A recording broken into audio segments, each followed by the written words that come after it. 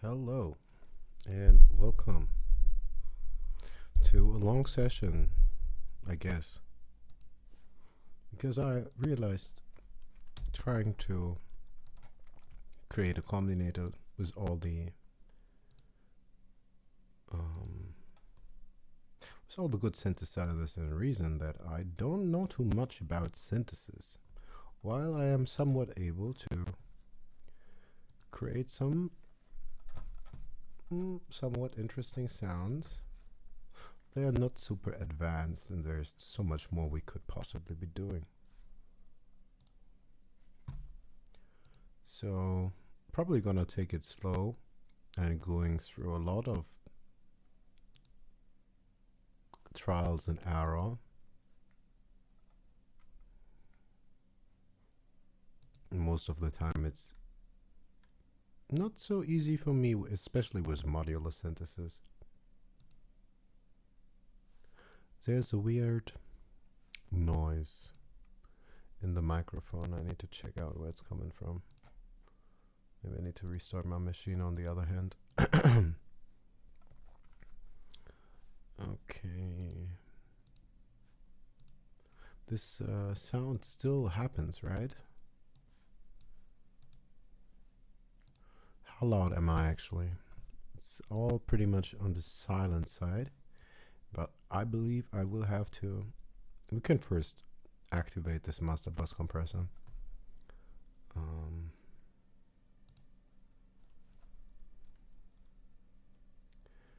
And also, yeah, let me check the cables. Something is off with this microphone.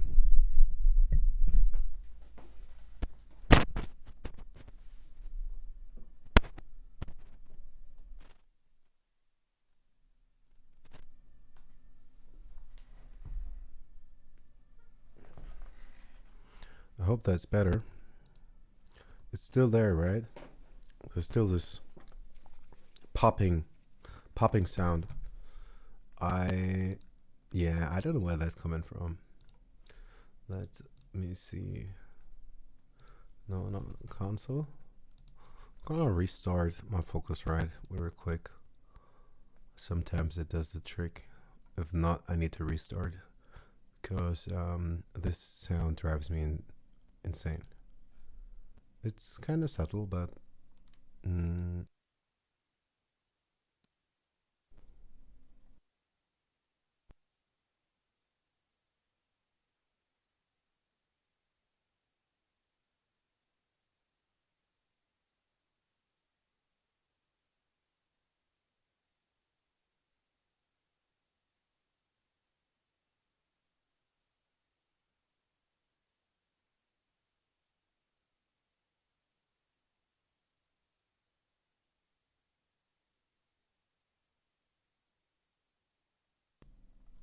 okay.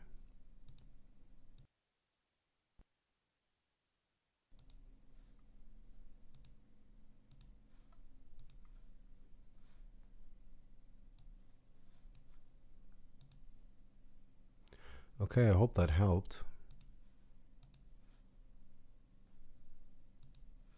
I don't hear any super weird sounds. I think we can start. Maybe one thing to do, because I'm using this microphone in a super untreated room, we might just take out some of the low end, because otherwise we will maybe not hear directly, but the fan and all that unnecessary frequency below 100, at least for the voice that is. We don't need that. Okay. But we will probably need a little bit more gain. I don't know how loud this is. I feel a little bit deaf today. Of course, when I cough, we're kind of clipping. Was to be expected. You can put on a little bit of compression from our SSL mixer 2 to 1. Pretty slow compression. Half a second. Give or take. Okay, dokie. Today we want to learn more about synthesis, and it will probably be hella slow. I'm not the Mars of synthesis. We will start just dragging and dropping all the good synthesizers. So first we have algorithm, which is FM synthesis. We're going to look at that and trying to create some sounds out of that. I had some trouble at first locating this PDF because in the Reason Rec operation manual, you'll find, at least on the web version, there is complex included in some other devices. And on the downloadable PDF, even though it does have the same, even though it does have the same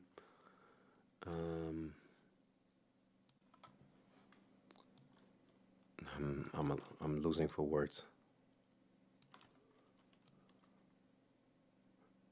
Even as though as it has the same version number, they are not identical. Like, I downloaded the PDF twice, checked that I had the correct version of it, and I had to come to realize that they are not exactly the same versions, right? Okay, good. So we have complex and algorithm so far. We also want grain. I like grain a lot. Grain is probably one of those that I do use more often. And then what else might we pick? We could just get a bunch of them in here and try to see if we might not even be able to compare them, some strengths and weaknesses, or some of the better choices of application for the individual ones. Like, what are they typically good for from the get-go and from the way they have been designed? And certain synthesizers are better to for designing certain sounds, and vice versa. Okay, what do we have? We have algorithm, complex, grain, parsec, polytone. We could also add physical modeling if we want to. We could add. I haven't used object nearly enough, not nearly enough, and object actually has some very beautiful sounds.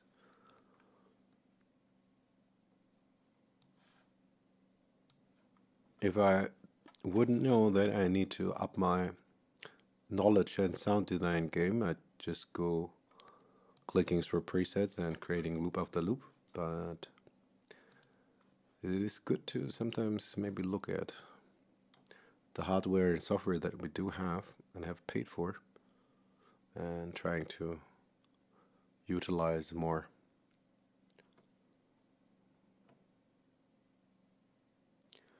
Okay, good. So we have populated our rack so far. It's a pretty empty rack. We have not done much. We have my voice going in one channel. Only thing we did is turn on the master bass compressor cause it's hella silent. And I don't want to put so much more gain on the microphone as we are then only recording this room. But I think it's still probably kind of still on the silent side. But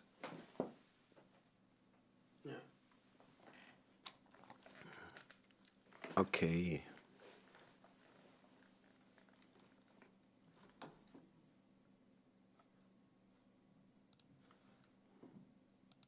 So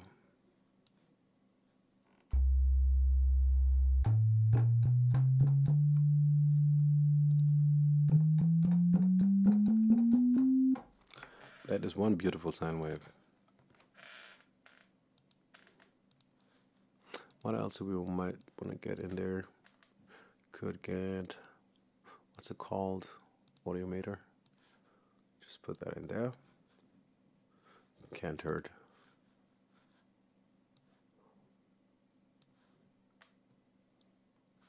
Okay. Let's maybe use a player. Could use different things. Let's use a baseline generator and a chord sequencer. Then we can test out different things.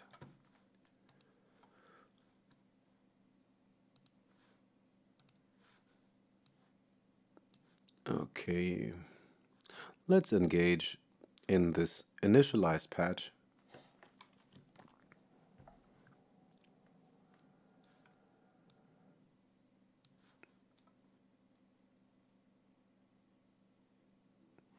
So in this initialized patch, we will start running some MIDI into it and start turning some knobs. And if we don't seem to get anywhere, we're gonna open up the manual.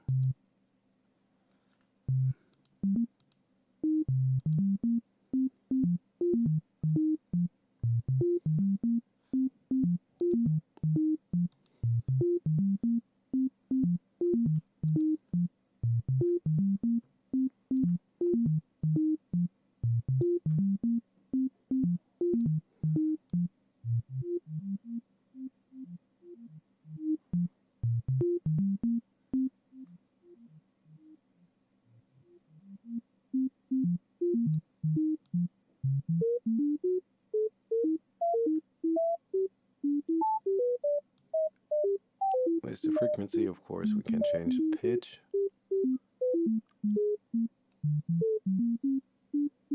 And with the ADSR section, we turn up the attack. It's gonna take longer for the sound to occur. If we completely cut off the decay, the sound kind of stops immediately. Super chopped off and clicky.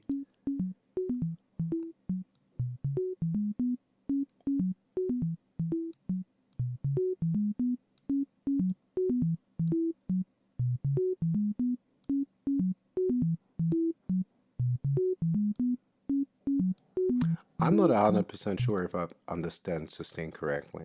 So sustain is a level. Sustain is a level. It is the level a sound remains after it's hit its transient peak, but before it starts decaying.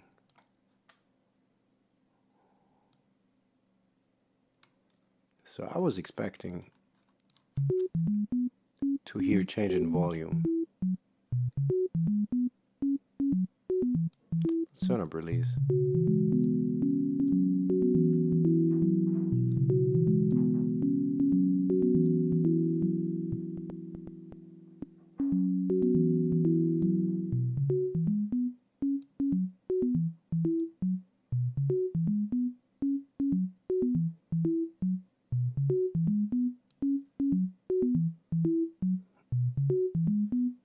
We don't see a change in volume, do we? 27, 25, 21.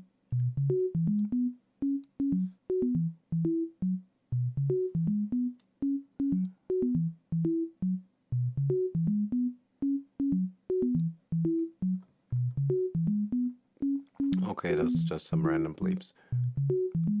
The frequency mode. I don't know about these frequency mode.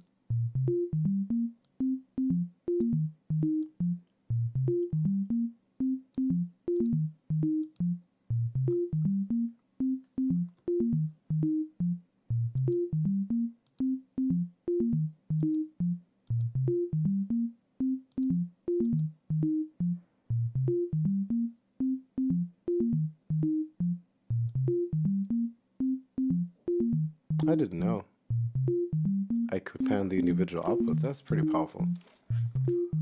Okay, let's try something. Let's get another oscillator. Well, this is an operator. Now we have an oscillator. And we are going to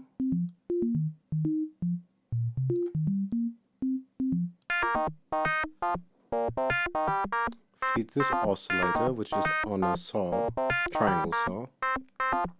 We're going to feed it into this operator. Let's change the frequency. I'll just level and see how it affects it.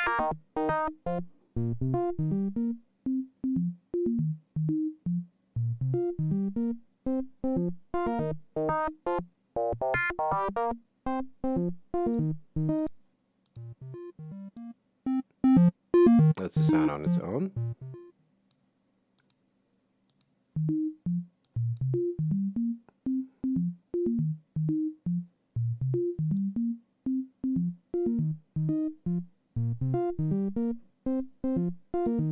We can go through the wave mods.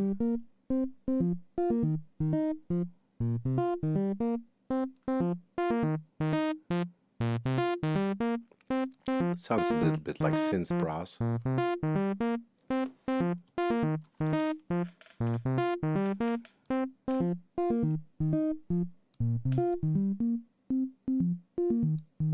Let's take another waveform.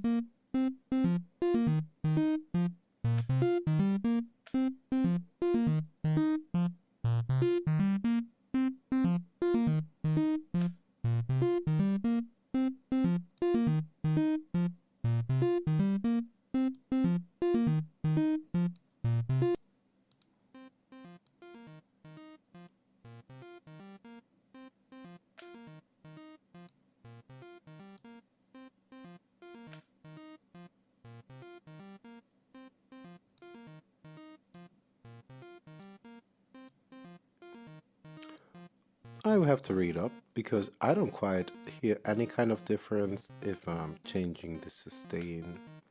And as far as I believe to have understood it, which I apparently did not, we should hear difference in volume.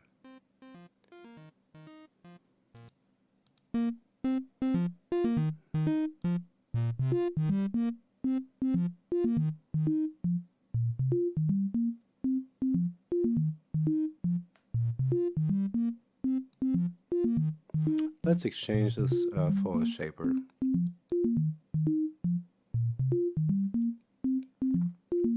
And we're going to route the output, or we could use the shaper to manipulate this first operator, I think. Or at least I thought so. Or maybe we can. Let's do this a different way. Let us, come on. Let us get this output, and we're going to put it into the shaper. And then we enable the output of this shaper. And now we're running this operator through this shaper module. Let's see what it sounds like.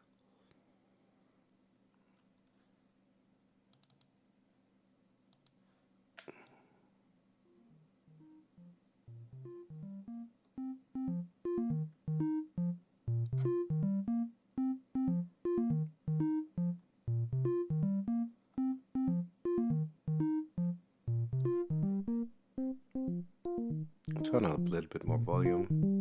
It's pretty silent, I guess.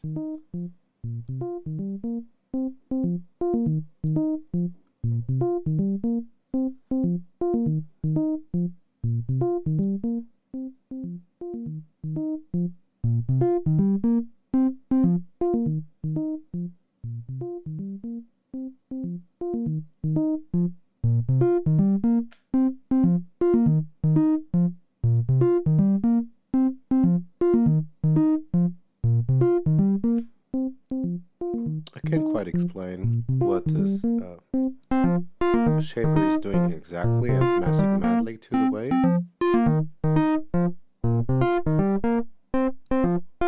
Let's drive.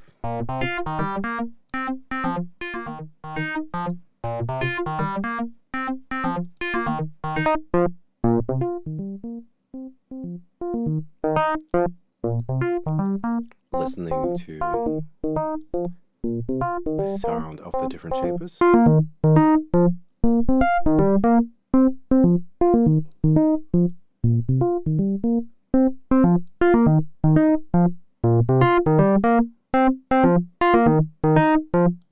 I kind of like this.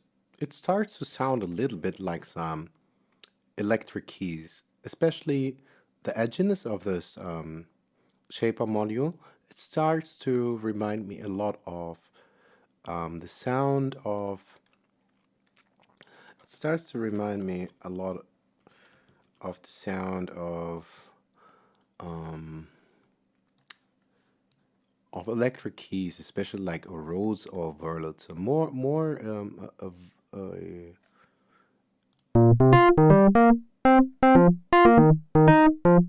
yeah, somewhere in between a Wurlitzer and a Rhodes.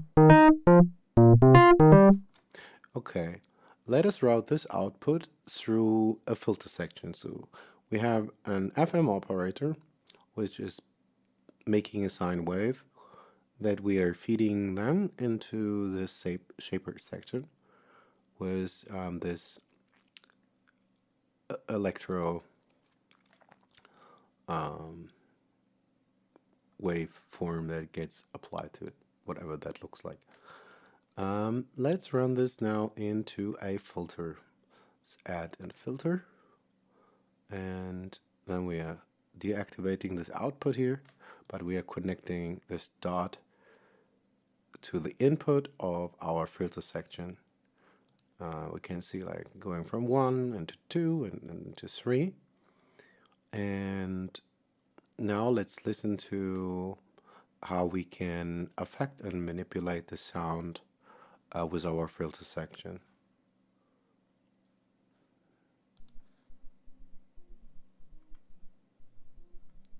We don't hear all that much because the frequency is apparently down. I have a low pass filter, so we hear nothing. Maybe we turn it up.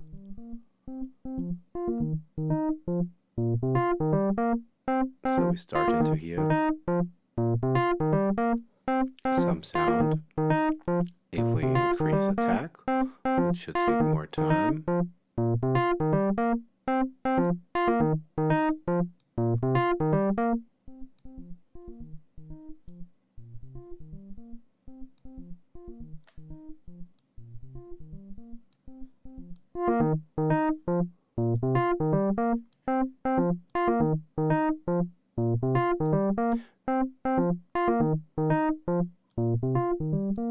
Let's increase the resonance.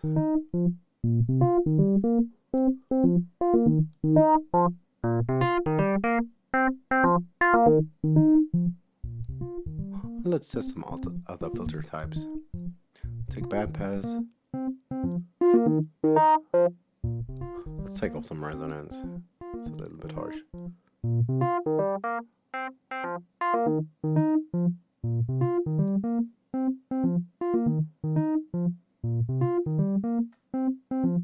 We could also have the envelope or volume affect these settings. Let's maybe take an oscillator and noise module and see what we can achieve with that. And the noise module, where do I see this in noise? But it does have some weird noises. Let's see. Some seem rather familiar from looking at wavetables at Europa. Let's see how a format flux sounds.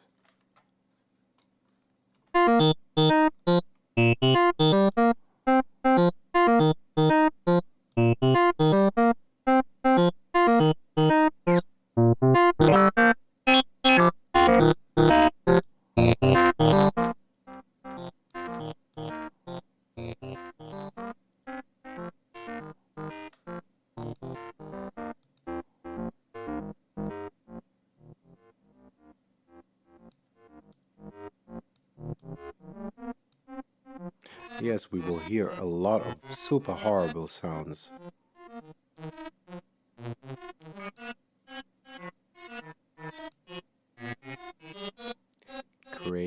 sound.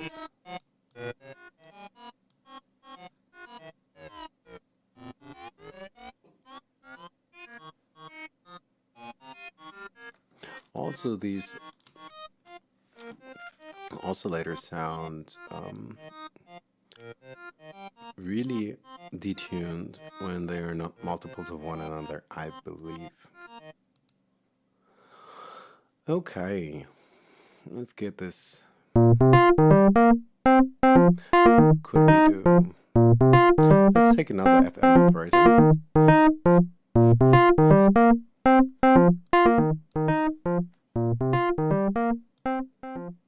But we're deactivating it. We just want to use this new operator to manipulate the first one. So we're using the signal that sends into one. The output is still coming out of our shaper. Let's see what happens.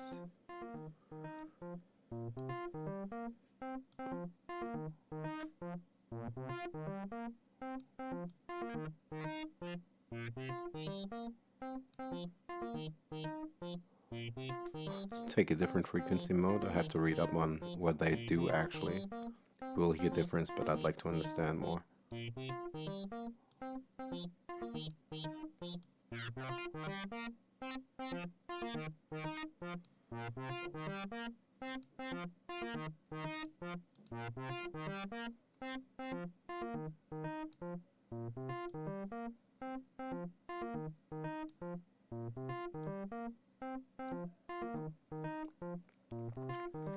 And we can also have the output of 1 go into 3 and modulate that as well. Like you could go crazy in feedback loops and cycles, however you damn please.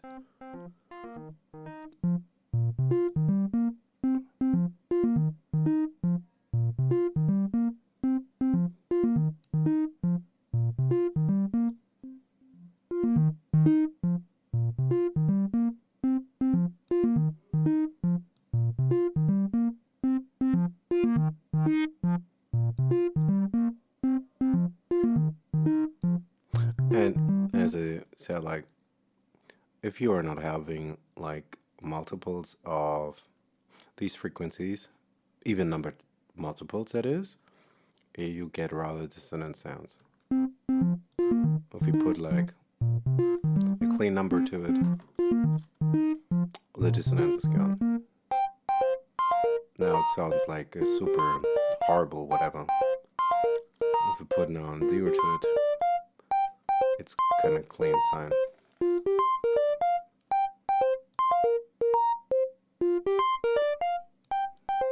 Let's turn this pitch down.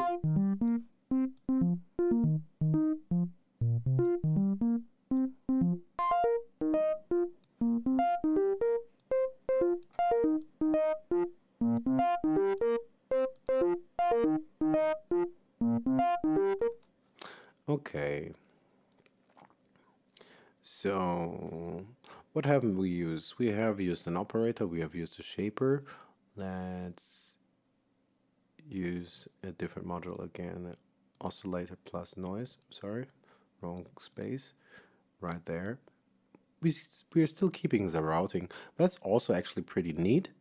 You could go back and forth testing out various modules within the same signal chain that you created prior. Say you have done 80-90% of your patch and you're almost content with your design work, and you just want to maybe switch out things here and there. You could just replace one of these modules interchangeably with one of these 4, and you keep all the routing intact. Let's see what this sounds. The home console.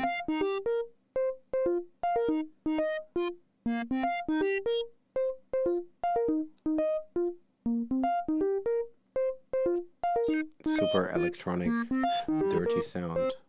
Organic organ smooth.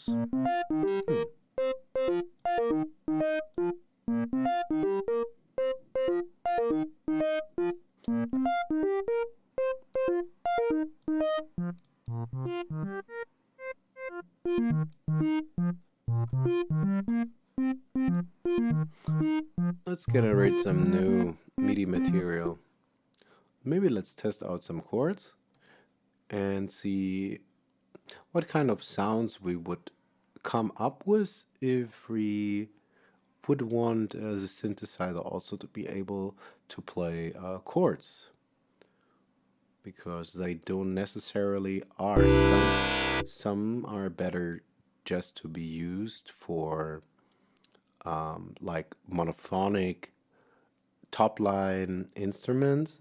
You could play them polyphonically, but often some synthesizers are like so much that you better refrain from playing chords. Okay, so let's test out how we would keep going at the sound and what it would sound like if we actually played polyphonically. Before, we only had MIDI coming into algorithm that is sequential with one note at a time, so no polyphony, just straight melody.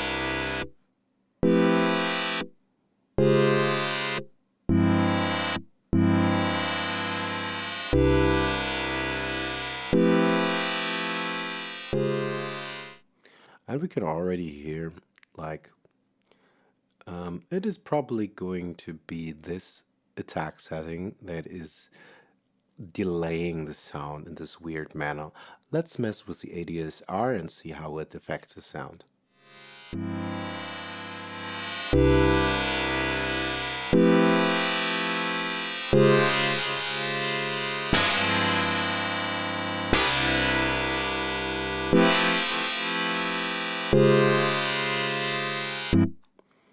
We can see that as we are changing the value of our attack setting in our noise oscillator, how the sound changes the shorter this attack is.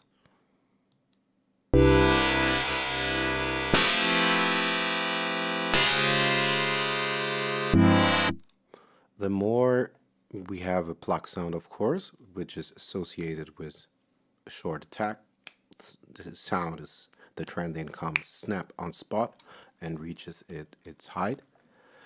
But with this attack setting pushed up, it takes so much longer and it starts to have some kind of filtered sound. Like when it's super short, it sounds a little bit like a harpsichord somewhat.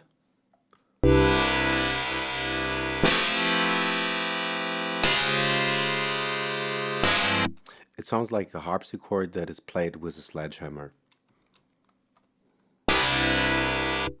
And when we increase it, we get this steel drum sound.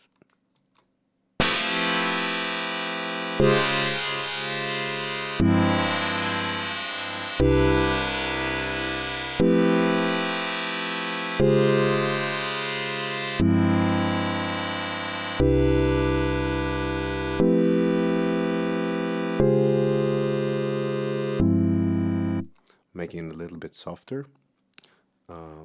If we look back, we are having two outputs now, one out of this operator and out of the shaper. The third module, we only need to modulate and send a feedback. So as this is running back into one and we change the node, we are affecting our first operator.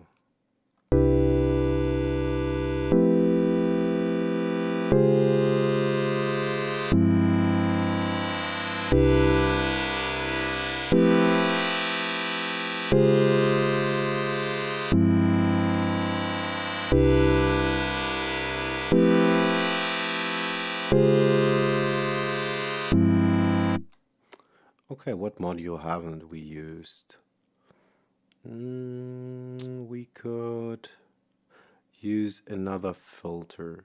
So maybe we're sending our outs to, why is this automatically routed? We don't want that. So we're going to send both our outputs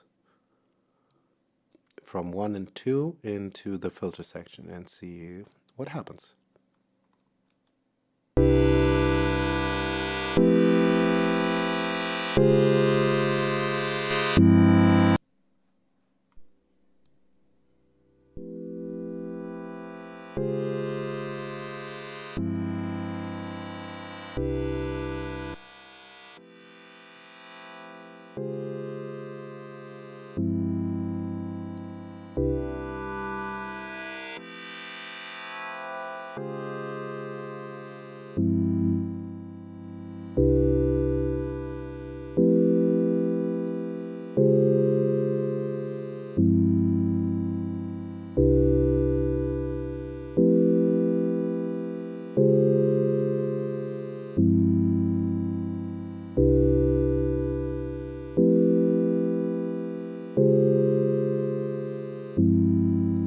There must be something that I'm not understanding quite correctly about some very basic things about ADSR that I'm realizing.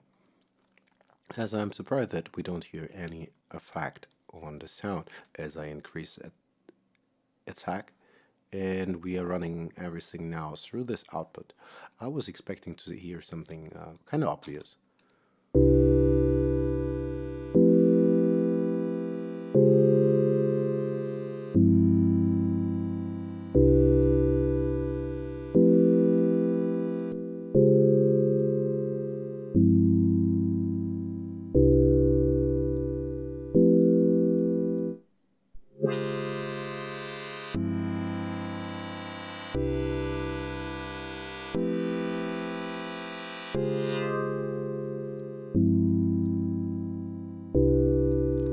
I can't say that I hear a difference if I'm flick around with these attack settings. I don't quite know why that is. When we're doing this at an operator, we do hear a difference instantly. Like we can do this again.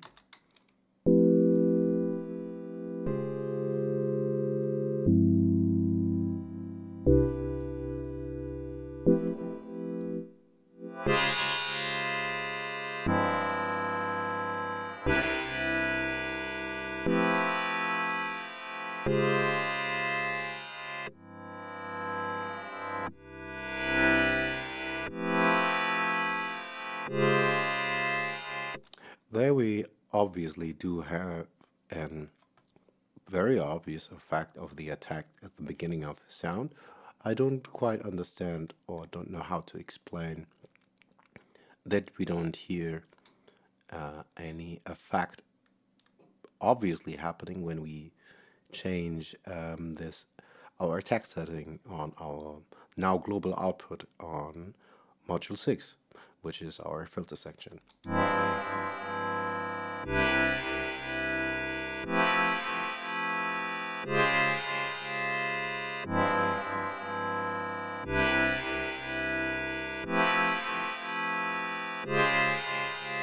I wouldn't be able to tell if I can hear any difference.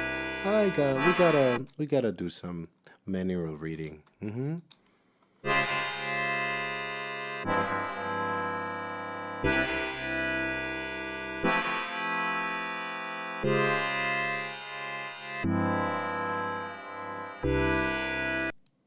Well, let's put the sound back again through 1 and 2.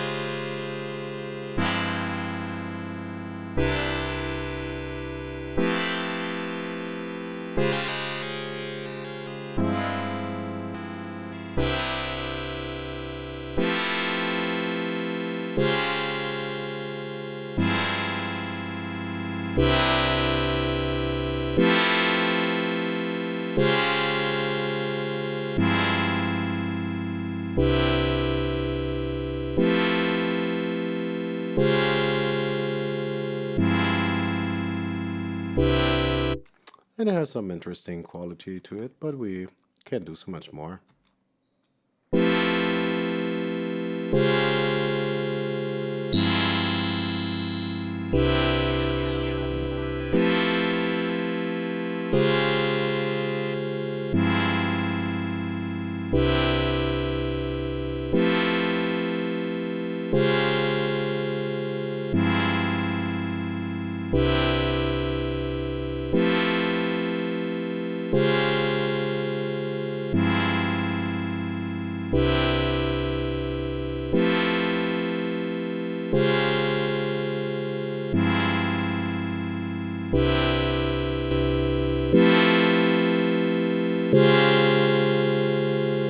Okay, I'm stupid.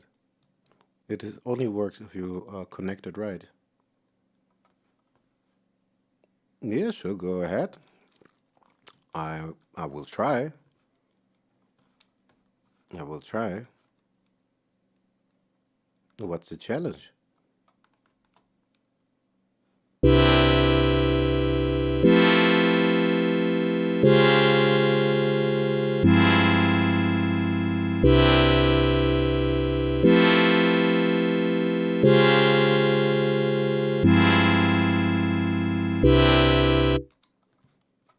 What's the challenge gonna be?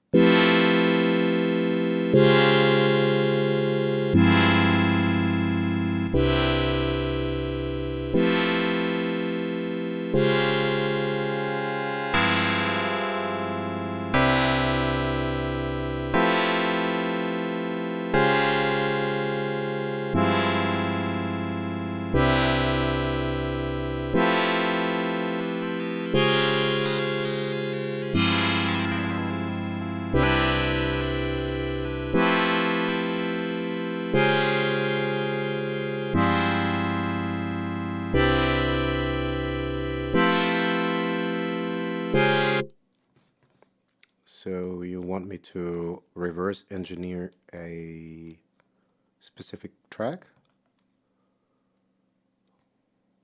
I'd have to look it up. I don't know it.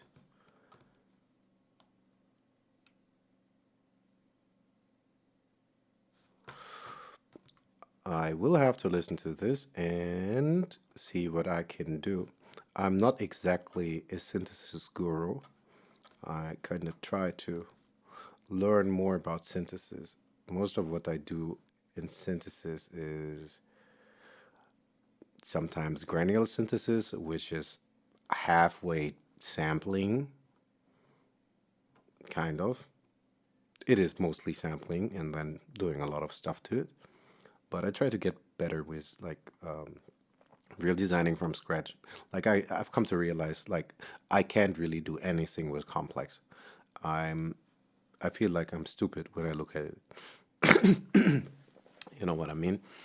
Like I've been looking at Reason for so long, and I have had Complex available for ages, but then I was sitting there last night. Always, well, was on way too long, and I'm sitting there watching a tutorial I had watched that is already like 6 years old, and I'm trying to get one half decent sound out of Complex, and I'm trying to connect outputs and outputs like a caveman. Oh my god. I gotta listen to the song though. Let's see. But I believe we may have just would have just some laughs because I am not. If you know Dan Worrell, if you guys are here because you think this is going to be the place where you will get all the knowledge from somebody super sophisticated and knowledgeable, I have just only half baked wisdom and a whole lot of experience from tweaking knobs without and with intention for way too many hours for too many years. But if you are Worrell, it's getting better though. I hope I spelled that right. But like, if you're really into somebody who is a real solid audio engineer, to me, he is an alchemist. because like there's people who are good with synths, they know one or two of the synths, but then there's like these mass geek electrical engineers kind of guys. They do music too, but I believe most of their joy is in the mass and what they could pull off technologically. And while I find that all very beautiful and wonderful, and I'm still considering, why not just study psychoacoustics and do some sound therapy and whatnot with advanced nerd audio skills. But yeah, I don't know. I will have to listen to the song.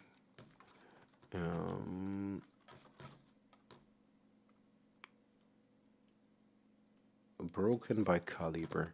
I'm going to, as I don't monetize anything on this channel, I don't really care if they will take some portions of this audio down. But it is copyrighted material, I'm sure. So, Calibre, the track is called Broken. And the task is to make the synths at 3.6. Oh my goodness. Oh my goodness. Let's see. I'm gonna hush.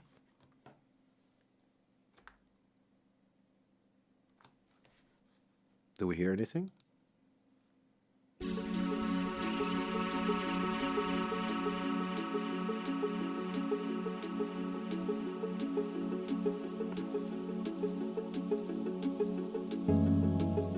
Is this the right version?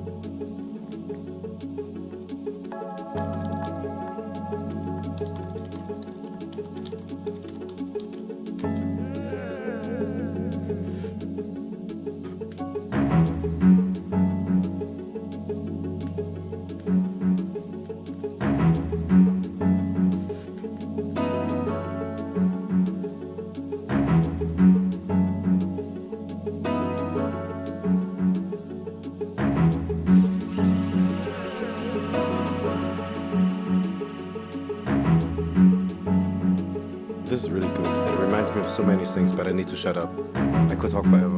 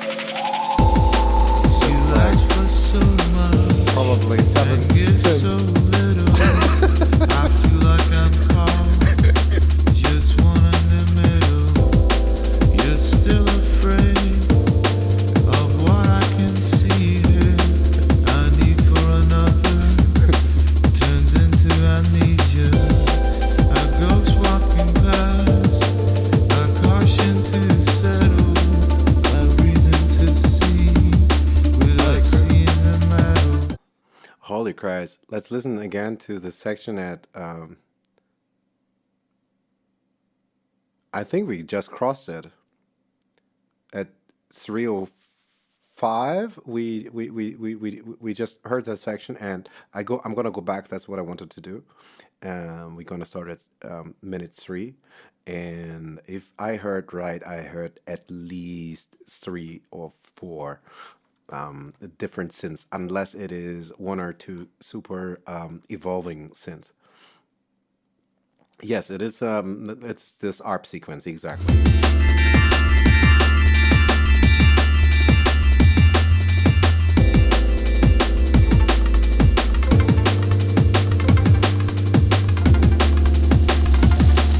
You know what's funny is actually, um, just last night I started the combinator with I could load it in there, but we should try to make it again back from scratch.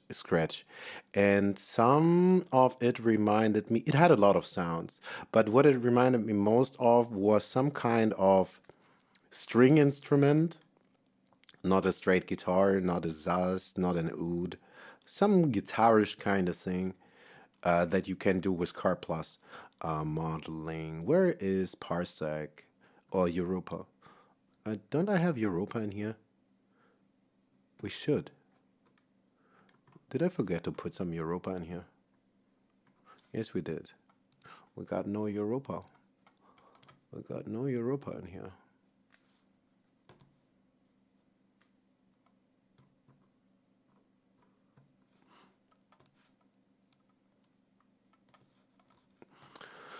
So what might we be able to do? Let's start with an player device, and we are going to combine 2.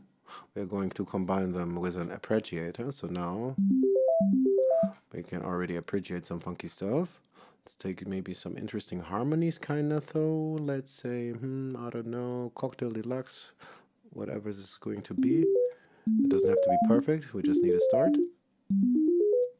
And now we want to go back from the sine. Let us pick a Coppola Strong model. First, let's see what this sounds like.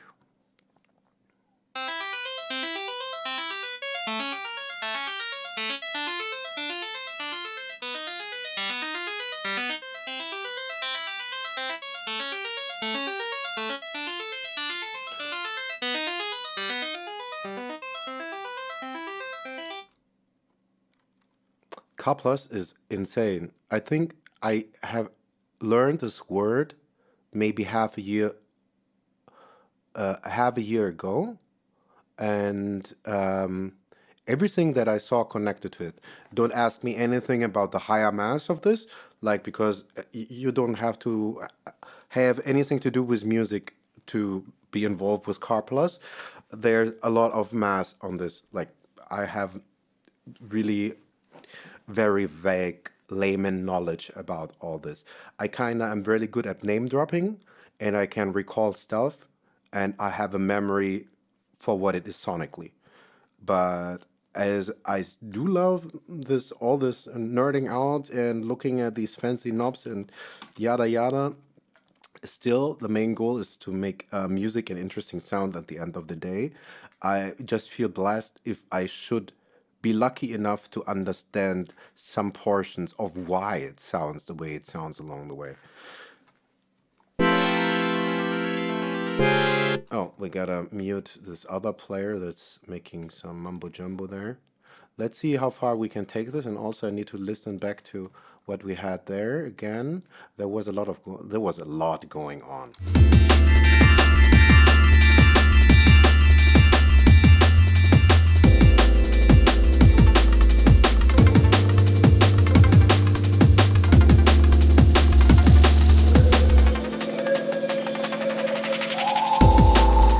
Ah, nice. And also some of this part where it goes into this rhythm, it reminded me also of a sound. It started transitioning into a sound more muffled and with more percussive sound, kind of like a slapper phone, something with a mullet. I don't know what's called. It's an percussive instrument where you have some kind of, I don't know what to call it. Like it's not like a vibraphone, but kind of. But you have these tubes and you slap them, and it had the sound of it a little bit in this transition. Let's see what we can do. I am not sure, as I said, how much I can explain. Yes, I do have manuals downloaded, and I try to spare you the time to read with me super excruciatingly, painfully slow, trying to understand it. We will try to make interesting sounds and understand it, but we try to keep it on the more practical side of things. And if I say something super stupid that you guys know better, do not hesitate to correct me, so I'm not spreading false knowledge. The internet is full of that.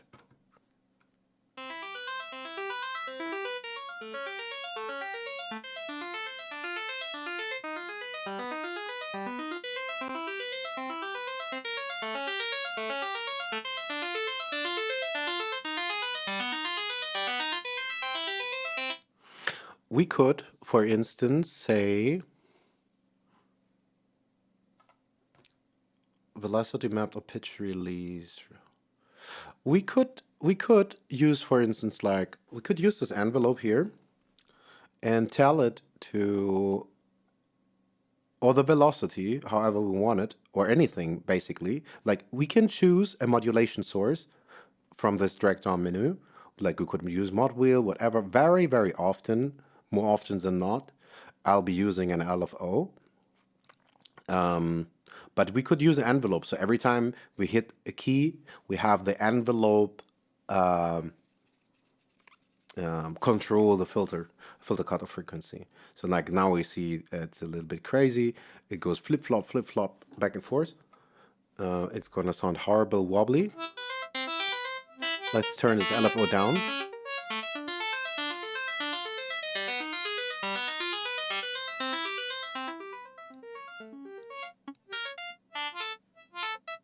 If we, of course, go super crazy, we can have like a gated, chopped out sound. But what I do love Europa most for is the spectral filtering, which is a very interesting concept that I have not really completely grasped. I can kind of work all right intuitively with it.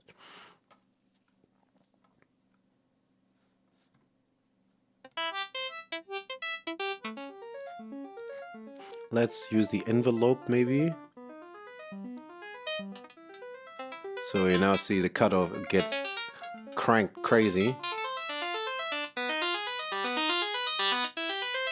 Some resonance. Let's get some harmonic filtering in there. And that's what I really love about it. Let's take off envelope for a second and give it more frequency and some less resonance. Also, we need to make sure we're not listening too loud to this, because ears do get tired. I'm not 100% sure, like what they use exactly, and also I was not sure if maybe some of the sound was not maybe on some other effect channel. I thought maybe because it went through a delay and there was a rider, and maybe that were completely different things altogether.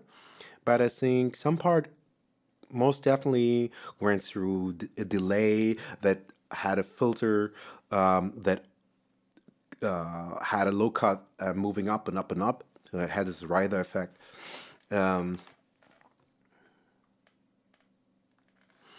need to listen to this again. Like there's I don't even know what to focus. There's too many things to listen to.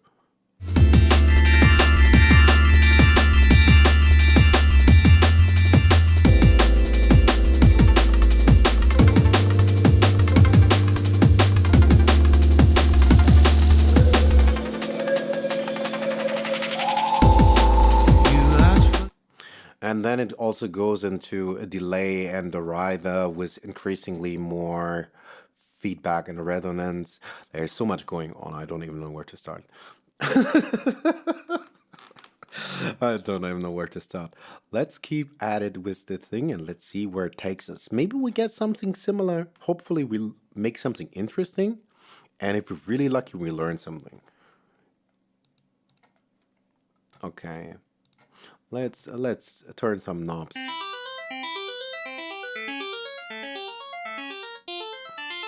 Put some LFO on that.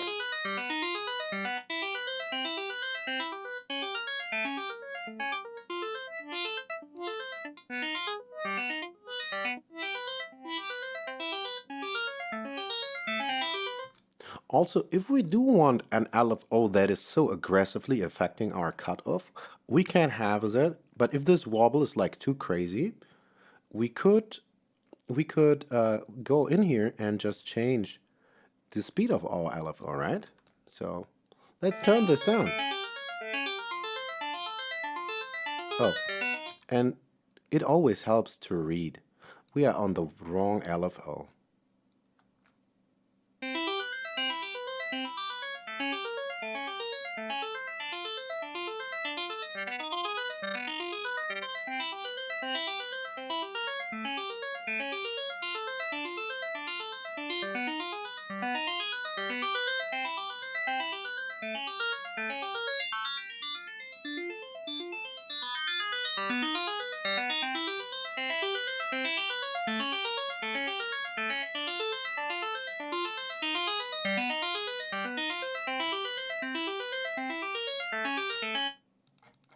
Let's break this pattern up before we get a headache.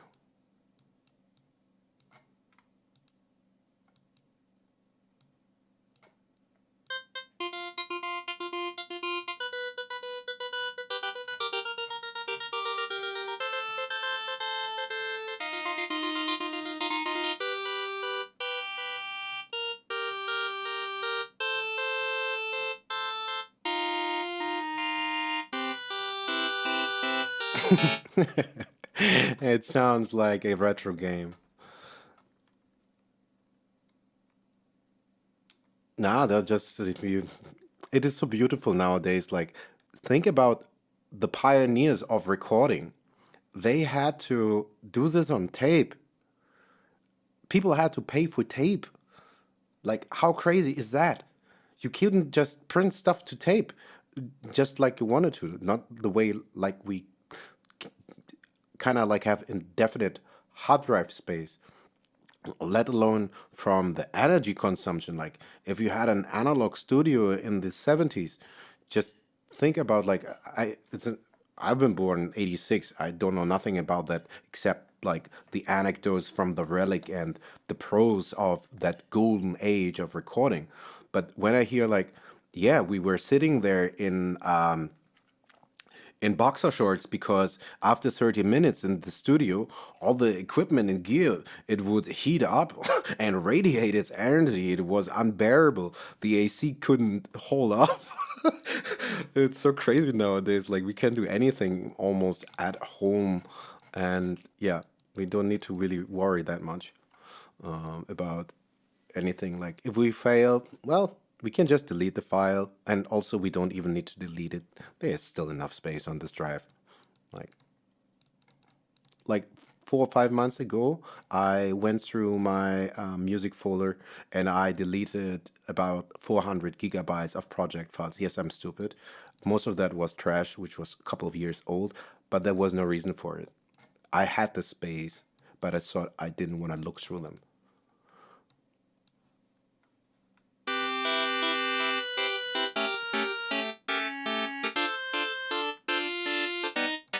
Okay, let's deactivate this art. I'm getting lost babbling.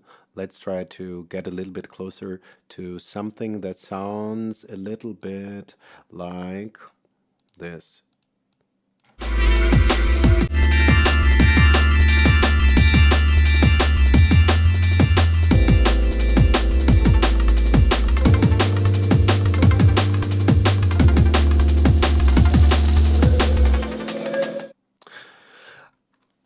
With the last sound, there is an object patch or some object sounds. Object is an engine for physical modeling that does a little bit of the stuff that I have tried to describe in the end. This kind of percussive, and I have to look it up now. I'm not quite sure if it exists or if I made this up. I believe it's called a slapophone. And if that's right, then I don't need to.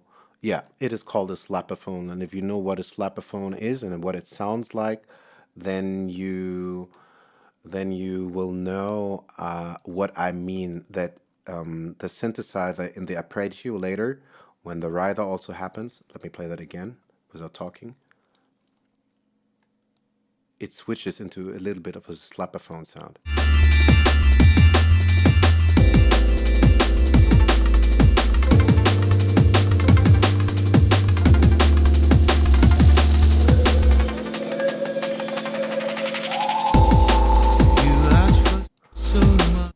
And I'm not quite sure. There's definitely a delay going on. I was thinking there's some stereo or ping pong delay going on, but I don't think it's on the synths. I think it's on some other tracks.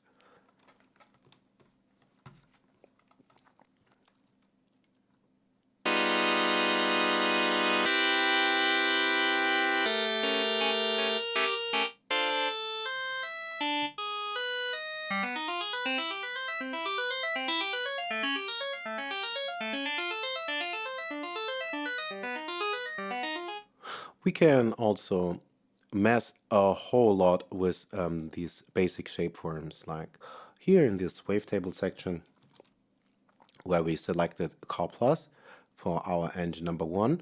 We can do also a whole lot more stuff to the sound. Let's modulate our Car Plus wave a little bit more.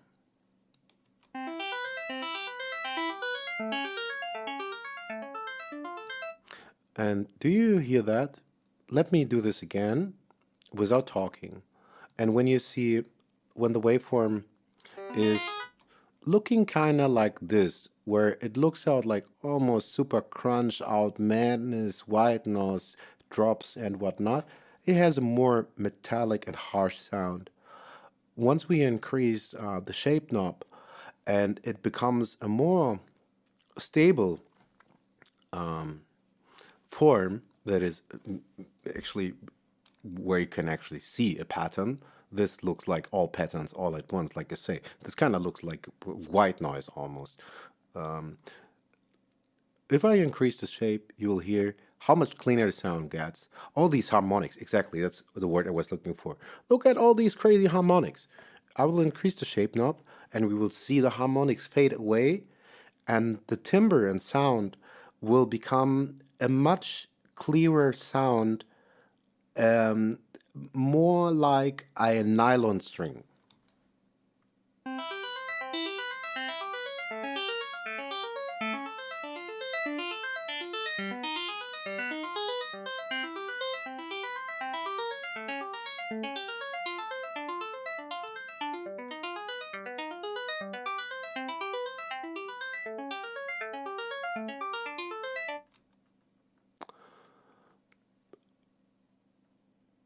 I don't think there should be pitch modulation, but we do have some movement going on from the LFO, which is controlling this cutoff filter.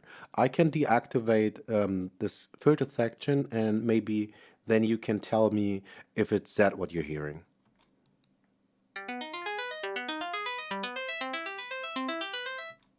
Also, I could also show differently, so, oops. Get an octave up.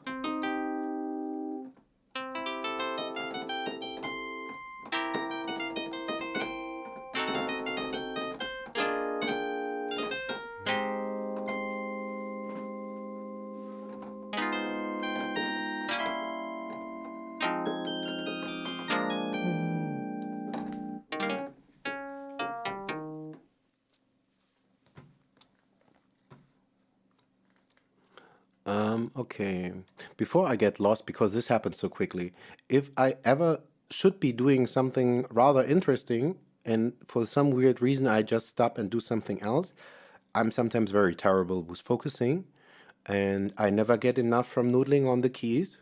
That's why many projects just die in some weird folder and never get finished. Because I just love tweaking and noodling too much. I need to get better with arrangement and with finishing stuff. And may it be terrible, but shit needs to be finished. Okay, let's go.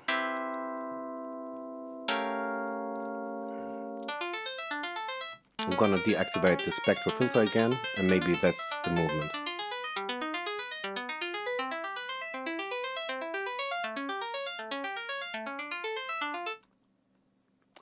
We also could put an LFO to our shape here. We will not see an awful lot of things gone, as we have turned down this oscillator quite some. But what I think is a little bit weird is, while we can see that our cutoff filter is flickering and moving about, usually we should also see, I believe that is, that this should be moving quite some, even if it's not put on play. Of course not with the modifier, but let's do this with the modifier 1 second. Okay, for some reason we can see that this modifier, which is at the moment on fold, obviously has an effect in sync with the LFO that is modulating the amount. But for some reason that I do not understand, I'd say we should be seeing, anyway, it changed. Like, I'm gonna take a different one for a second. I don't know why we don't see it represented in the Kepler strong. Maybe because the waveform is sometimes too complex. But if we look at it now, we see there's a lot of movement right now. I'm turning down the LFO. We can also hear it. Let's hold up. Let's turn this down. Just hear one note. It's easier. Not much going on. Let's turn off the spectral filter. Even less going on. It's a pretty basic square ramp, a little bit fucked up wave. There was not a lot going on. But now we turn up the LFO. We can see and now hear. But for some weird reason that I cannot explain, in the Kepler strong, we do not see a representation of the LFO modulation of the Kepler strong when we do the modulation from the shape section. If we do it, however, from the modifier section, we do, which I cannot quite explain. Anyway.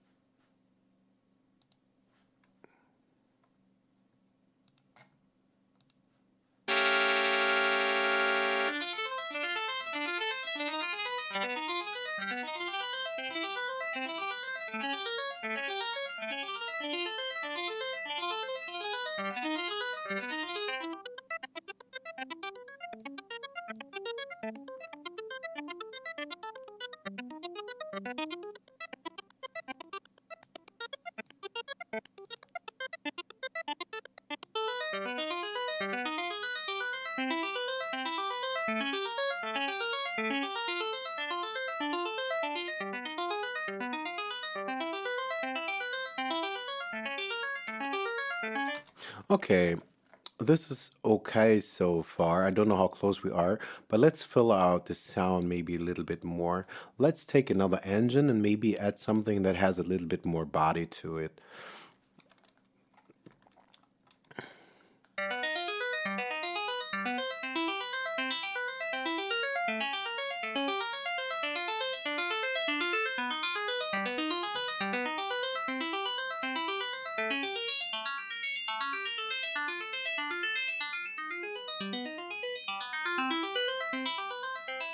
Let's see where we do like the harmonics first. But on the other hand, you know what? Very often it does not make a whole lot of sense to be tweaking in isolation. If we know that we have just one layer of sound, of course that's fine, because that's the final result. But there is no real point in going super detailed if we are knowing that we will be layering with something else.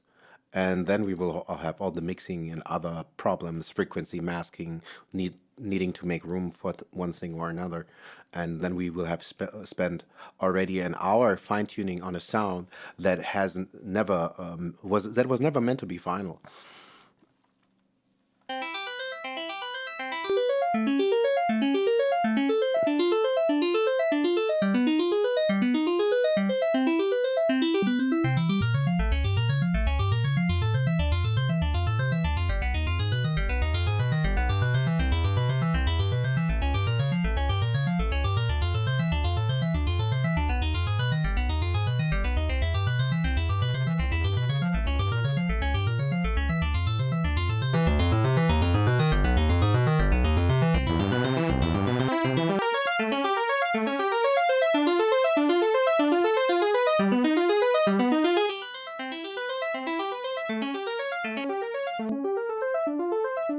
Oh, and I always forget, like there are so many beautiful things in Europa.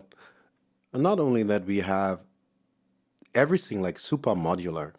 Like if we look here, every section, like we have one engine, we have one oscillator, we can pick a gazillion waveforms.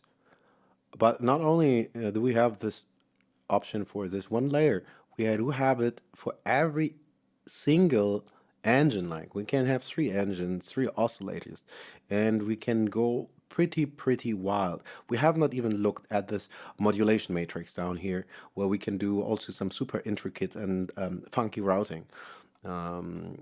Anyhow, let's make something.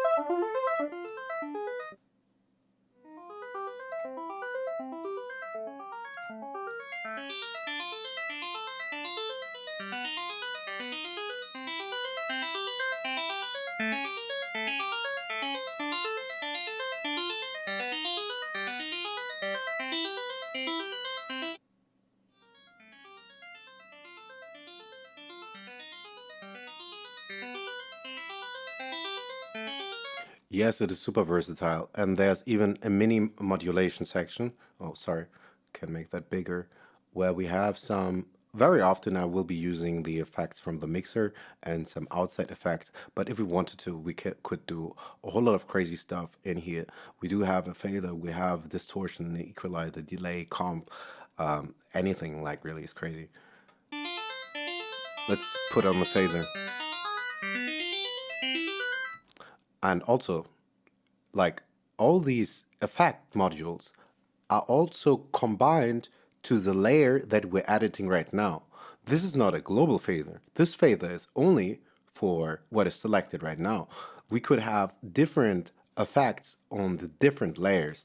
It can get out of hand pretty quickly.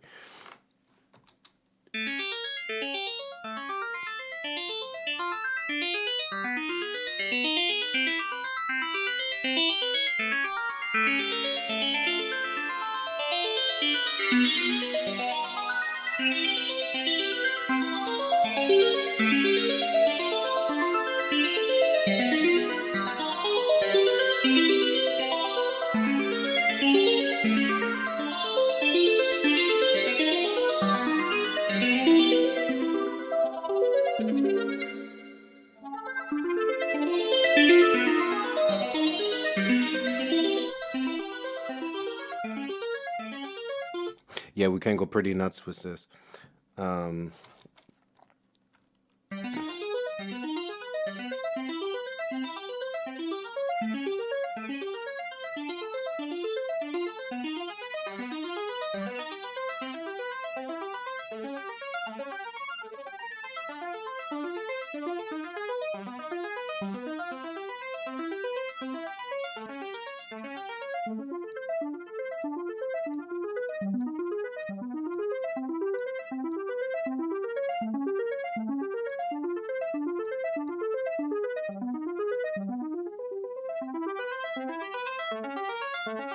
It almost looks a little bit like ring modulation. At this point, I'm not quite sure anymore how far we are still on track for our mission. Maybe we need to check. We will make something interesting, but I'm quite sure we won't make something similar.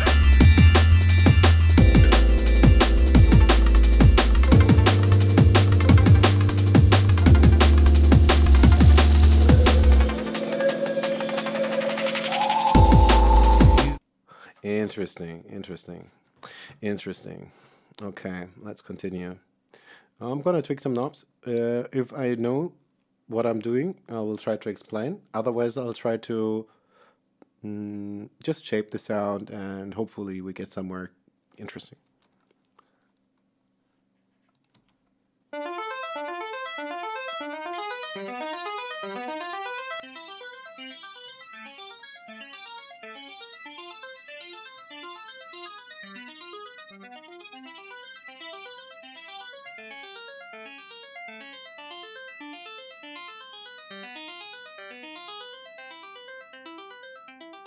There it is.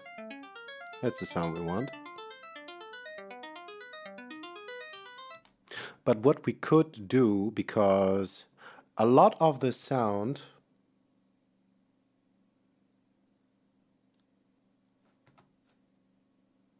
I was thinking it was part of the delay it went through, because I had the feeling like there was a rise or something, and I thought, to me, it sounded like when you have like when you draw like an envelope or an automation for a delay, where at the end of the phrase you kind of let the signal run into the delay increasingly to infinity, and with the feedback going up, and then it gets this rider. And also when you have a filter sweep movement at the same time, get this, it keeps rising and rising and repeating, and higher and higher frequency. Maybe that was the noise. I thought that was the source of the noise. Let's listen to it again.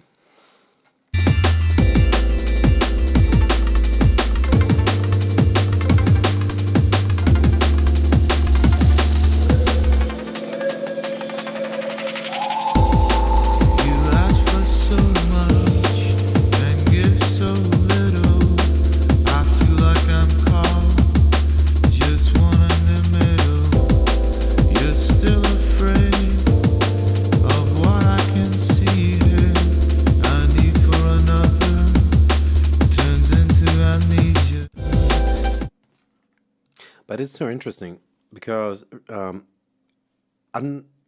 mistake I played the first song of the album that reminded me of a whole lot of things. But this track, Broken, it reminds me so much of an electronic duo. I think they are from Germany, kind of sure. Kruder and Dorfmeister. They must be from Germany. Like nobody has a name like that otherwise. I'm from Germany too. And they have something very, very similar.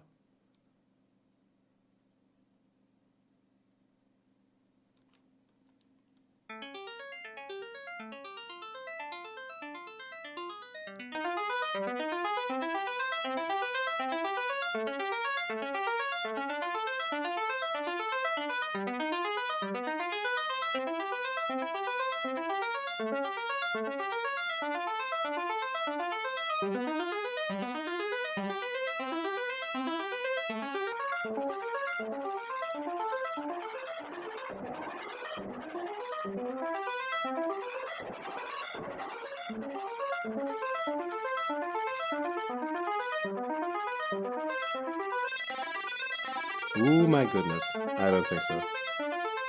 Rob sounds like a square ramp or like a waveform that's often called game or something. Let me see if I can fetch one. Yeah, it sounds like Super Mario Game Boy when he jumps out of the tube. I'm from Hamburg.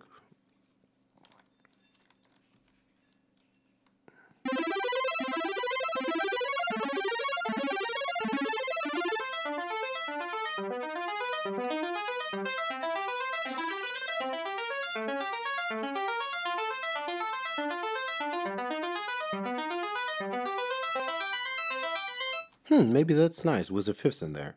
But let's filter out this layer a little bit more. It gets too high. If we wanted to also, we could pitch it down octaves.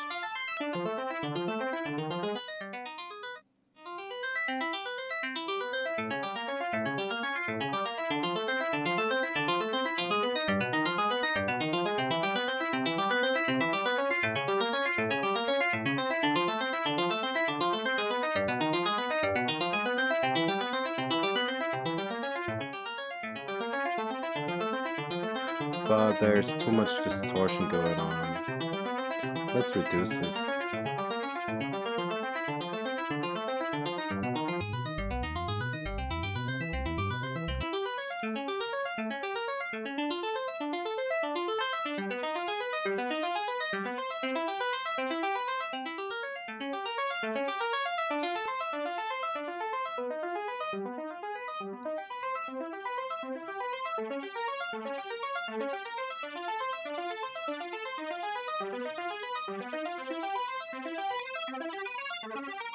Self-multiply as a modifier, it looks somewhat like home filtering.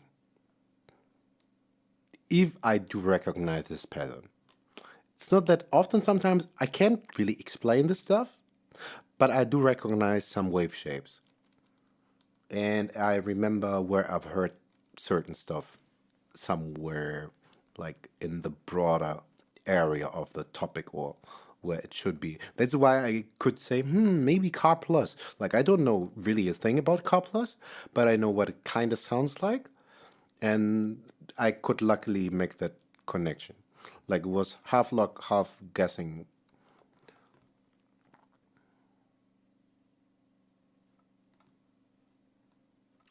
I'm not too sure. And also, I don't believe that I hear enough. I think these are really complex sounds, and I would have to listen much more often to it. I'd love to hear the synths just on its own, but you kind of also have to isolate it and just try to hone in on what you might think what this synth is only. I wasn't sure. Is it a synth? Is it maybe a different track that shares maybe some of the same effects or something else completely? With some aspects of the sonic characteristics, I wasn't sure if it was just in the synths that we're somewhat trying to create, or if it maybe wasn't in something else and really trying to recreate it all in one device, maybe even impossible, even with the knowledge that I don't have.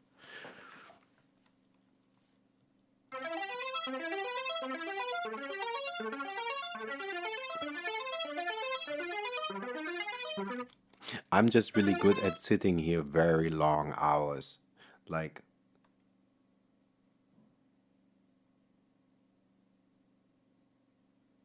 that would be an idea, but I was listening to it on Spotify because at the moment it's okay, but usually my recent projects, if you look at this DSP load, this is how it is when it's fine. But usually my templates don't look anything like this. They are super over convoluted, and I try to be smart about it. And got much better with effective uses of processes and whatnot, not waste so many instances and find better choices to be effective and still build a decent sound. But my computer is super, super, super old, and I don't want to open Chrome because Chrome is a super hungry, super, super hungry program that kills like maybe 20% of my CPU part, and I can't part with that generally.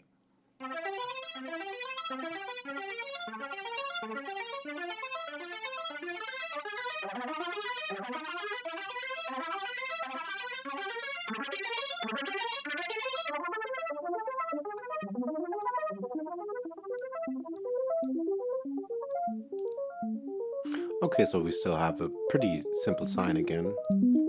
Let's mess it up a little bit. And then we mix it with our K plus, and then we put some replay on it, and maybe we got somewhere close. Because replay is a delay, a reverb with a noise module in it. Let us maybe insert it already. What the heck is going on? I can't do stuff. All right, delay, where is it? It's here. While delay is a little bit ridiculous because it is pretty much everything. So when you set effects, let's use this device. I'm gonna tweak some knobs while we add it. Let's see how far we get.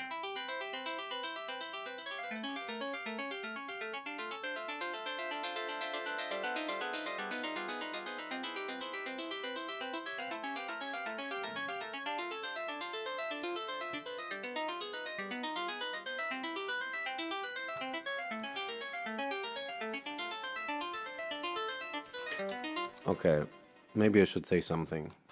So replay is first a delay and a reverb. It is both separately and it is both combined.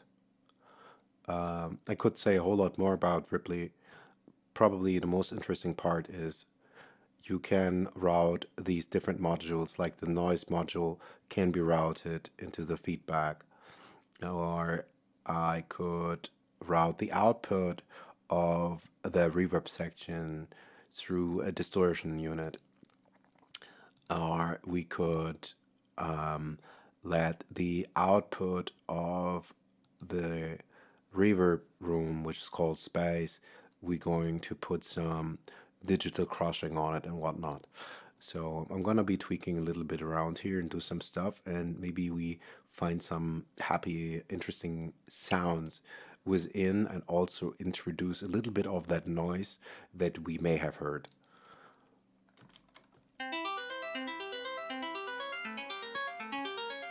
Let's send the distortion to the delayed signal.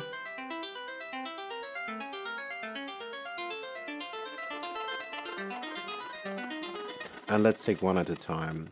So we have different noise modules. I'd like to go by something that is not too offensive, that just adds but doesn't introduce a whole lot of stutter and dropouts.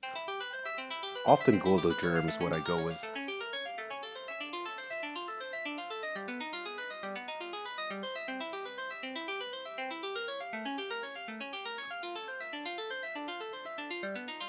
We could even have dual. And this down here is probably the hottest section of all. The feedback section is kind of like a basic EQ where you can draw which frequency you want to be fed.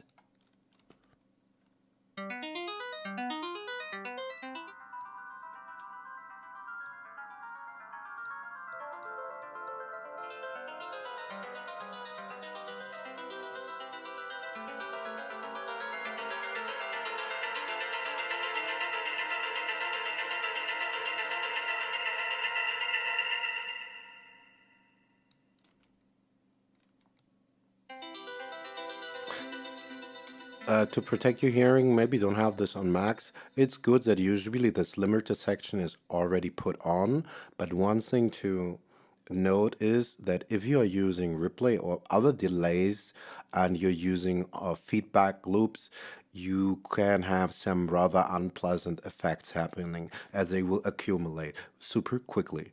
Like if you have a feedback of about 80-90% and you cross kind of, so to speak, about unison gain or 0 dB line here, then you can get out signals that keep multiplying and multiplying. I'll demonstrate and cut it off before it gets painful.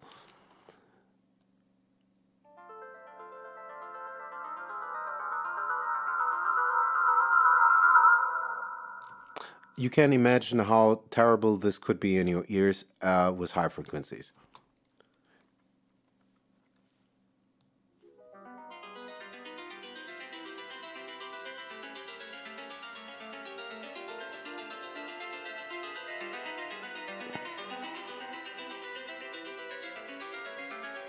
Give it some movement. We have some panning, some left and right. We have some little bit of wobbling.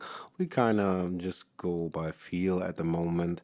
Let's turn down this output also, put in the Docker, so we still keep most of the actual signal that we want to be hearing, because we don't want to be messing with this effect. Most of all, this should only add to what we're trying to achieve down here.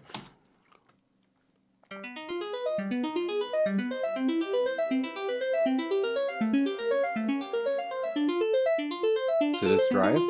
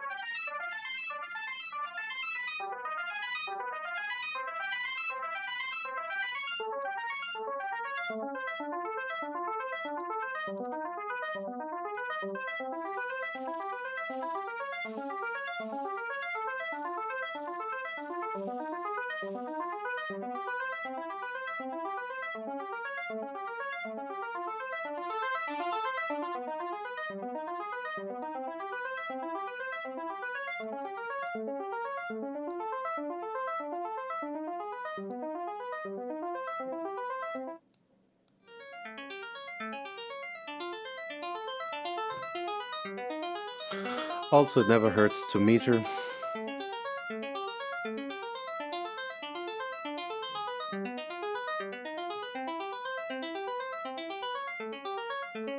And while we're at it, we might look at some frequencies.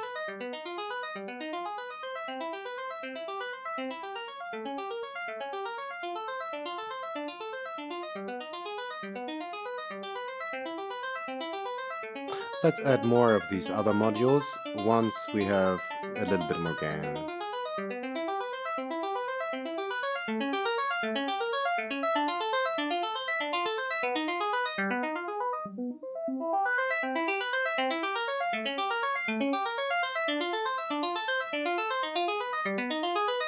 Maybe too dark.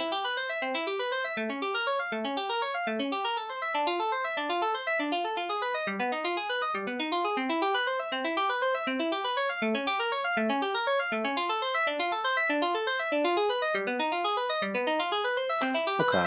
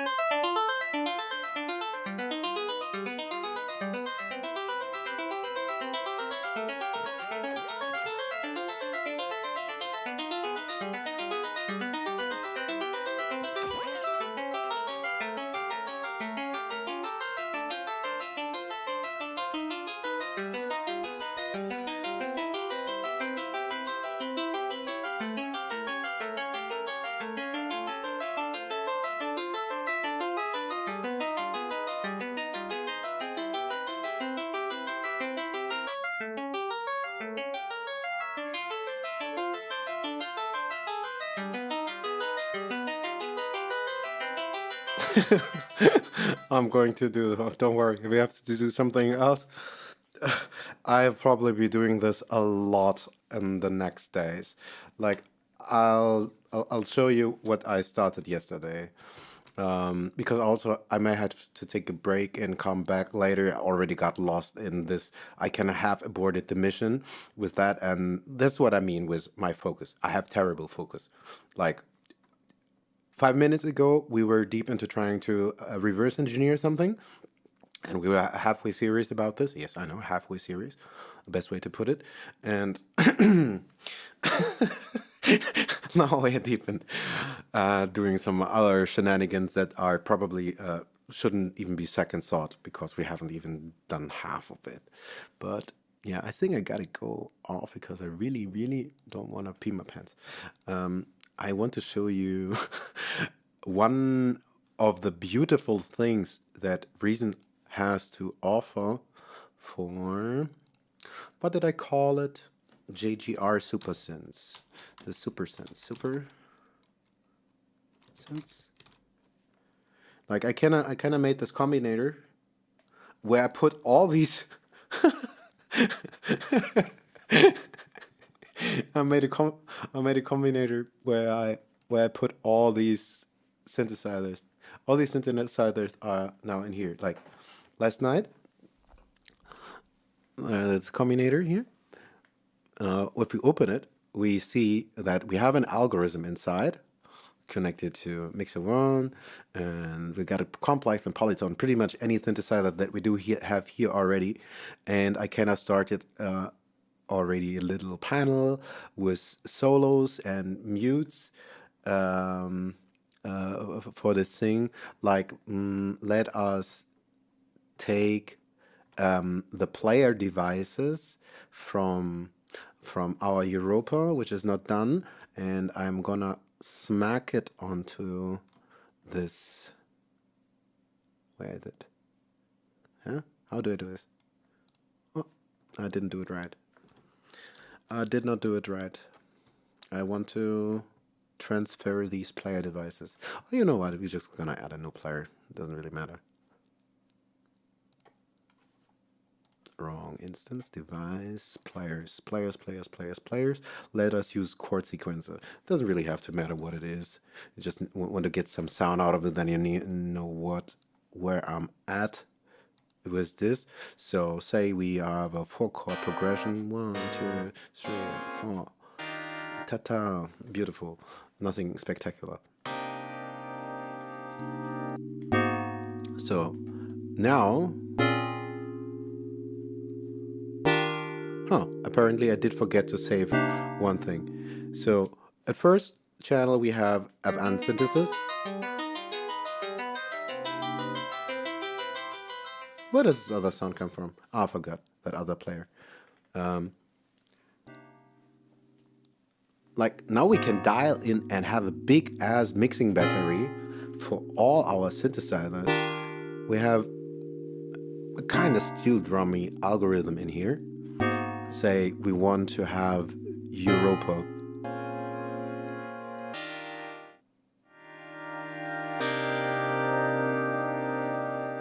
Let's mix them both.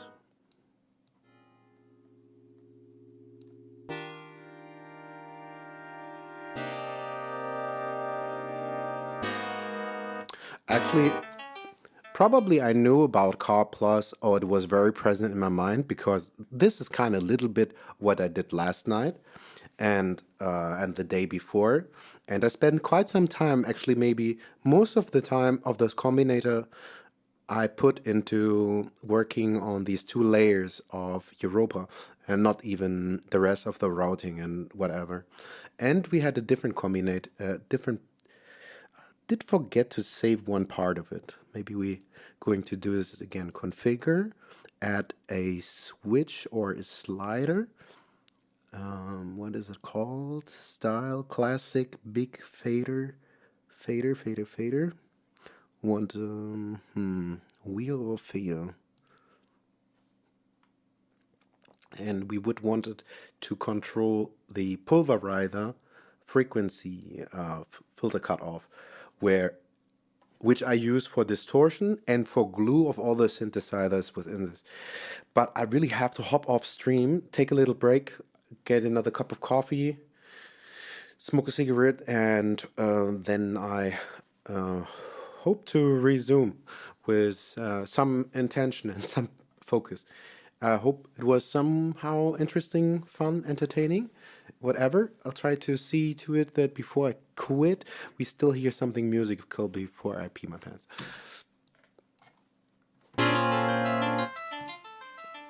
Where is this?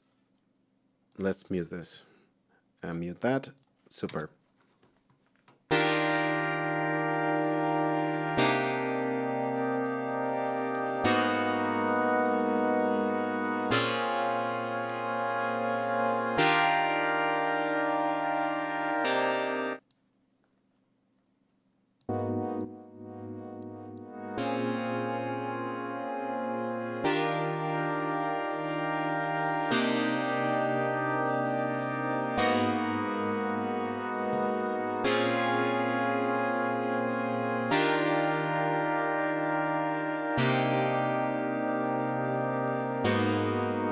Let's use a rotary speaker.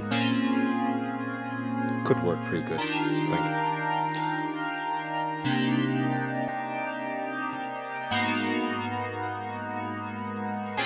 Let's take an arpeggiator.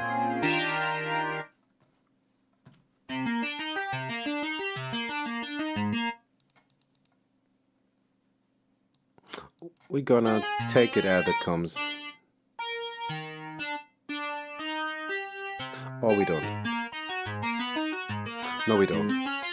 Okay. Also, what we can do and what is pretty fun, which I usually always do, if you are using bassline generator and if you have it attached to a bass device, one of the things that is very beautiful is you can connect all these player devices. Sorry for flipping so quick.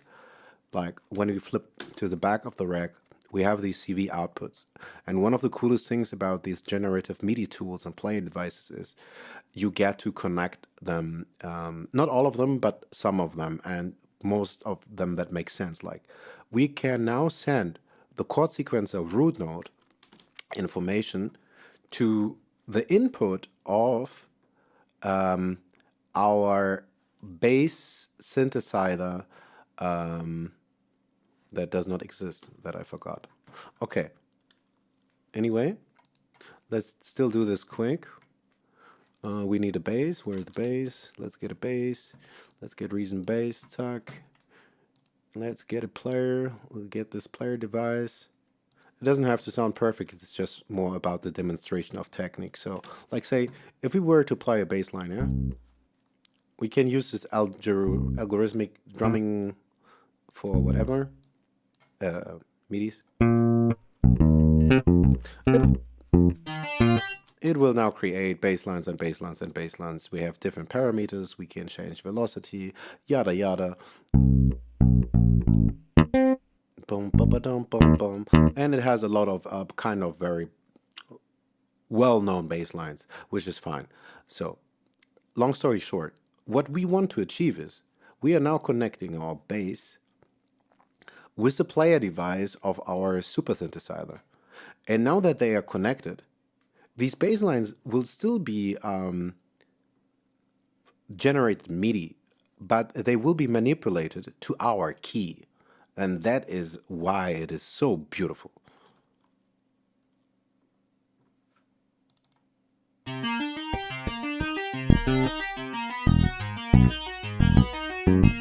We have to go up in key because I am quite sure this bass instrument is playable, I think, at C1, and the lowest register has some funky super sounds, some plucks, some slides, and some other fret noise and ghost notes and whatever. Some I wanted to say ad-libs, but you get me.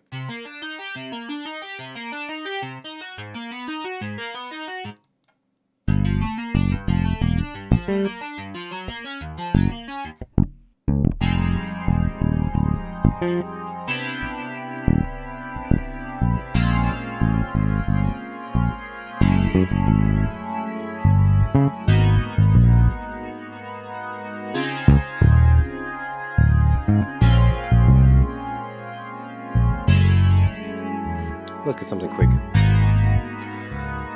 Okay. What else do we need? We could need some drums. Oh, let's make this quicker.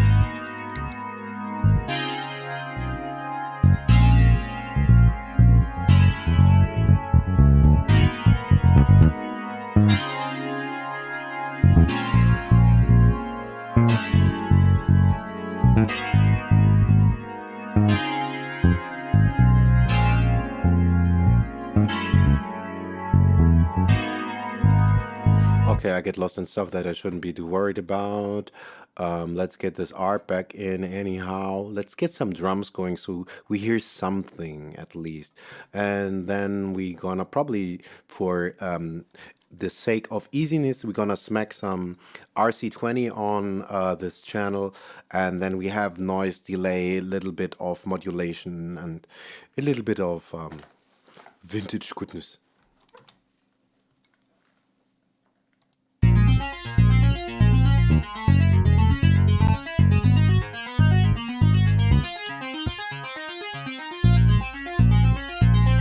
Where is it? Am I super or something?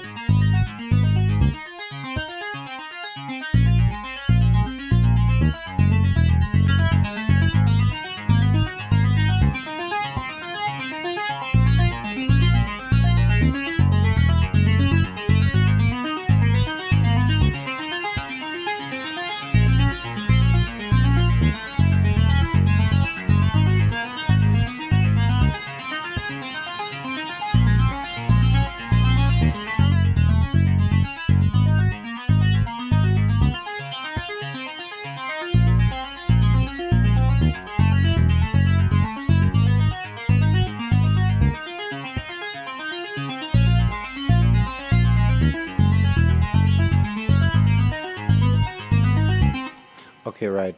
That's what I wanted to do. Also, I forgot because last night I didn't save.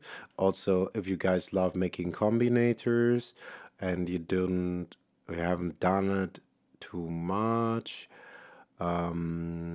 say we want to create this control that I forgot to save.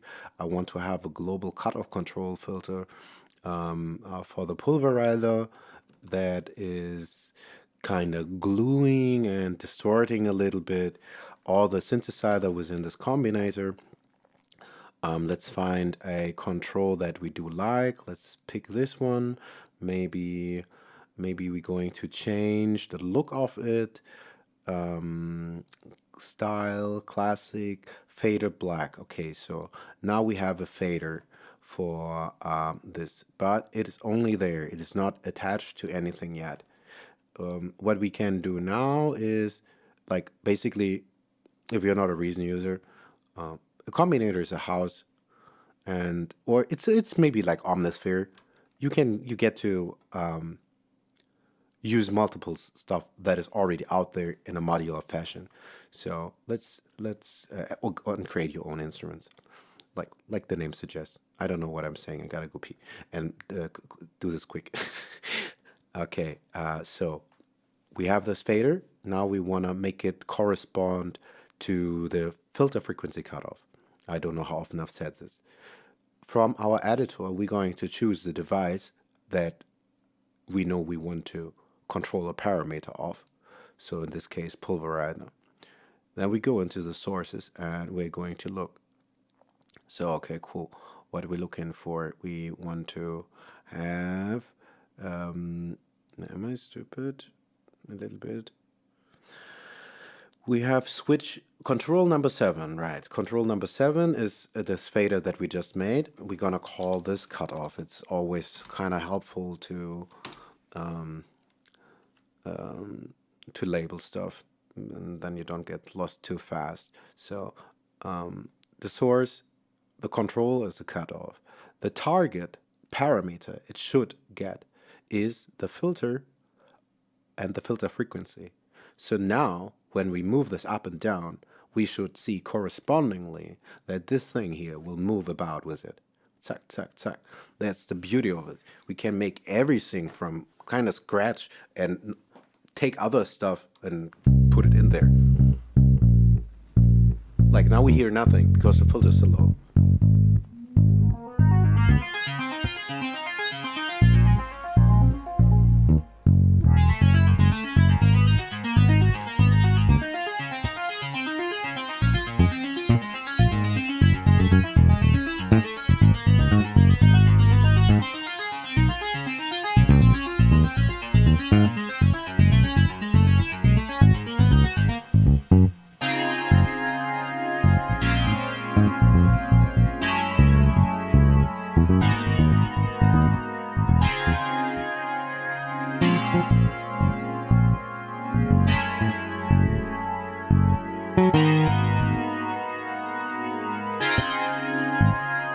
Okay, we need some drums to finish this off quickly, right?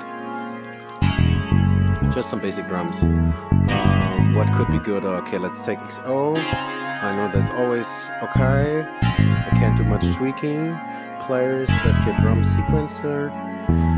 Also, kind of probably know what we want to do. There's one preset that I do like. What's it called? It's called Backsnapper. That's okay.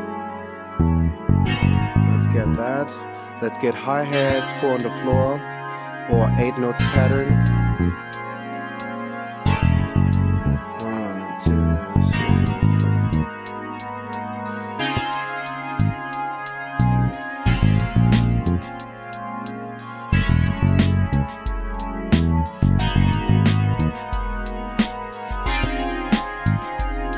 Because this is super silent, I'm just gonna smack some fast drum on there, some compression. I mean, where's Pulverizer?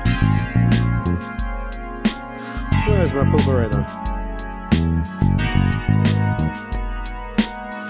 Usually I would do this, of course, in parallel channels, but just for the sake of it, and so we hear something before I quit the stream.